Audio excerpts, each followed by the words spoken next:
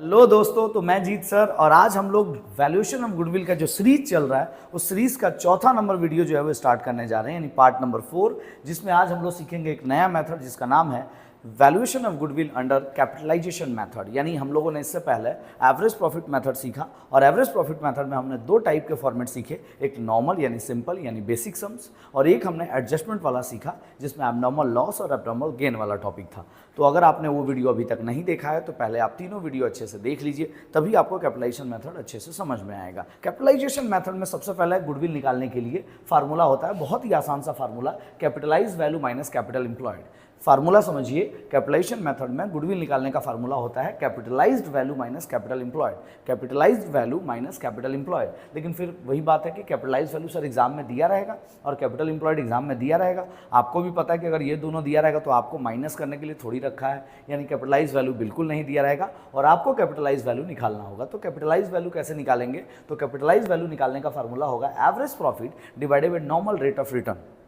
जब सवाल आएगा तो आपको इसका कॉन्सेप्ट भी हम बता देंगे कि कैसे कैपिटलाइज वैल्यू निकलता है और उसको कैसे प्रूफ करते हैं। ठीक है, तो कैपिटलाइज वैल्यू निकालने का फिलहाल आप फार्मूला समझ लीजिए, average profit divided by normal rate of return. और एवरेज प्रॉफिट निकालने का फार्मूला होता है जितने साल के प्रॉफिट दिए हुए हैं, total number of profit divided by number of year. जैसे मान लो 5 साल का प्रॉफिट दिया हुआ है तो 5 साल का प्रॉफिट जोड़ेंगे और डिवाइडेड बाय क्या करेंगे 5, तो जो आएगा वो क्या हो जाएगा एवरेज प्रॉफिट। और एवरेज प्रॉफिट में डिवाइडेड बाई करेंगे क्या, normal rate of return. Normal rate of return क्या होता है, यानी रेट ऑफ रिटर्न का परसेंटेज दिया रहेगा कि आपकी कंपनी में रेट ऑफ रिटर्न कितना है, यानी जितना पैसा आप लगाते हो उसमें से कितना पैसा रिटर्न आ जाता है। कहीं 10% होता है, कहीं 12% होता है, कहीं 20% होता है, वो सम्स में आपका दिया रहेगा। आपको एवरेज प्रॉफिट निकालना पड़ेगा। एवरेज प्रॉफिट कैसे निकलेगा, सारा प्रॉफिट को जोड़ के डिवाइडेड बाई जितना साल है, अगर 4 साल है तो 4 से डिवाइड करेंगे, 5 साल है तो 5 से डिवाइड करेंगे और divided by normal rate of return. Normal rate of return कहने का मतलब है कि कितना परसेंट रिटर्न आपका आता है। अगर मान लीजिए एक बिजनेस में आप 5 लाख रुपया लगा रहे हो और अगर साल में वो आपको 50,000 रुपया दे रहा है तो सिंपल सी बात है कि 10% आ रहा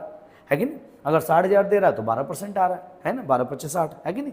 तो ये परसेंटेज दिया रहेगा और ये आप निकाल लेंगे। कभी कभी तो एवरेज प्रॉफिट भी दिया रहता है, तो डिवाइड करेंगे, कैपिटलाइज वैल्यू निकल जाएगा। और कैपिटल एम्प्लॉयड निकालने के लिए हम लोग सबसे पहले दो मेथड का सहारा लेंगे। पहला एक एसेट्स मेथड, ए लिखें मतलब एसेट्स मेथड, और एक लायबिलिटीज मेथड। एसेट्स मेथड का फार्मूला जो होगा वो total assets minus current liabilities होगा। फिर से सुन लीजिए, total assets minus current liabilities. अब टोटल एसेट्स का मतलब ही याद रखिएगा, हम एरो देके बता दे रहे हैं आपको। टोटल एसेट्स का मतलब होता है fix assets plus current assets. Total assets का मतलब फिक्स एसेट्स भी आएगा, मतलब नॉन करंट एसेट्स, और करंट एसेट्स भी आएगा, और उसमें करंट लायबिलिटीज माइनस करेंगे तो क्या निकल जाएगा, कैपिटल एम्प्लॉयड। लेकिन आपके सम्स में अगर एसेट्स वाला अप्रोच दिया रहेगा तो हो सकता है आप जब जो सम्स बना रहे हैं उसमें ना ही टोटल एसेट दिया, ना ही फिक्स एसेट दिया, ना ही करंट एसेट दिया और ना ही कोई करंट लायबिलिटीज दिया, तो फिर आप बोलोगे आपने तो फार्मूला बता दिया, ये फार्मूला मैच ही नहीं कर रहा है। तो फिर आपको लायबिलिटीज मेथड का सहारा लेना होगा और लायबिलिटीज मेथड के लिए equity share, preference share and reserve and surplus को आपको ऐड करोगे तो जो आएगा वो हो जाएगा आपका कैपिटल एम्प्लॉयड। ठीक है, तो ये नॉन करंट लायबिलिटीज भी आ जाता है इसमें। ठीक है, तो ये सब ऐड करने के बाद जो है वो आएगा आपका कैपिटल एम्प्लॉयड। अब ये सम्स जब आएगा तो आप बेहतर इसको समझ पाएंगे। तो आशा करते हैं कि आपको फॉर्मेट क्लियर होगा। इसके ऊपर सम्स अगर बना के दिखाएंगे ड्राफ्ट करके तो आप बेहतर समझ पाएंगे। ठीक है, तो आइए एक सम्स बना के आपको दिखाते हैं। स्क्रीन पे आप सम्स देख पा रहे होंगे। सबसे पहला सम्स में दिया हुआ है, your firm has 5 lakhs and average profit during the last few year. पहला लाइन में ही बोला कि एवरेज प्रॉफिट कितना कमाया है, 5 लाख का।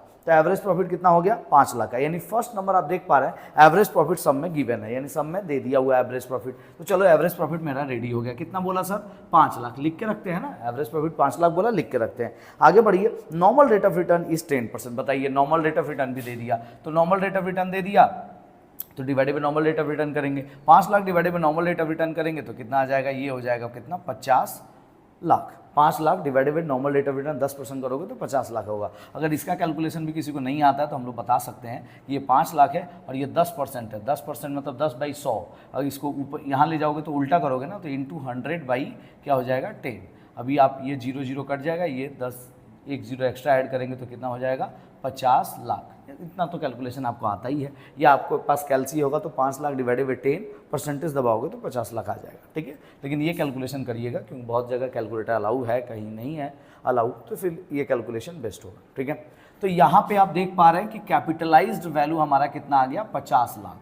50 लाख हमारा कैपिटलाइज वैल्यू आ गया, यानी ये हमारा रेडी है। अब हम लोग को क्या निकालना है, कैपिटल एम्प्लॉयड। कैपिटल एम्प्लॉयड निकालने के लिए एसेट्स माइनस लायबिलिटीज होता है। सम में देखते हैं क्या दिया हुआ है, total value of net asset दिया हुआ है 35 लाख और इसके अलावा और कोई इन्फॉर्मेशन नहीं है। तो अगर एसेट्स दिया 35 लाख, कोई इन्फॉर्मेशन नहीं है लायबिलिटीज का, तो मतलब लायबिलिटीज नहीं है। तो लायबिलिटीज नहीं है तो हम लोग क्या मानेंगे, नील, यानी हम लोग इसको मिटा देते हैं और यहाँ पे हम लोग क्या करेंगे, कितना दिया हुआ है 35 लाख और माइनस कुछ भी नहीं है ना लायबिलिटीज, तो नील हो जाएगा। तो ये कितना हो गया 35 लाख। तो देखो हमारा कैपिटलाइज वैल्यू यानी कैपिटल एम्प्लॉयड भी निकल गया और कैपिटलाइज वैल्यू भी निकल गया। और गुडविल निकालने का फार्मूला होता है कैपिटलाइज्ड वैल्यू कितना 50 लाख माइनस कैपिटल एम्प्लॉयड यानी कैपिटल एम्प्लॉयड कितना आ गया 35 लाख और ये आ गया आपका 15 लाख और ये हो गया हमारा आंसर वैल्यू ऑफ गुडविल का। और ये आपका आंसर कंप्लीट। ठीक है, तो देखो फॉर्मेट पे बैठा दिया हम लोगों ने, कैपिटलाइज वैल्यू भी निकाल दिया, कैपिटल एम्प्लॉयड भी निकाल दिया, दोनों को माइनस किया, यहाँ पे आंसर आ गया वैल्यू ऑफ गुडविल का। ठीक है, अभी सम्स थोड़ा सा एडवांस बढ़ोगे तो क्या होगा, यहाँ पे बहुत सारा एसेट्स दिया रहेगा, plant machinery, land and building, furniture, fixture, तो सारा फिक्स एसेट्स है, जोड़ दो। करंट एसेट को कुछ आइटम दे सकता है, स्टॉक, डेटर वगैरह, वो सभी जोड़ दो। टोटल एसेट्स आ गया और करंट लायबिलिटीज को कुछ आइटम दे सकता है, जैसे क्रेडिटर्स हो गया, बिल्स पेबल हो गया, ये सब दिया रहेगा, उसको भी क्या करो, लेस कर दीजिए, टोटल करके लेस कर दीजिए। लेस करके क्या आ गया, कैपिटल एम्प्लॉयड, और कैपिटल एम्प्लॉयड पे आप चार्ज कर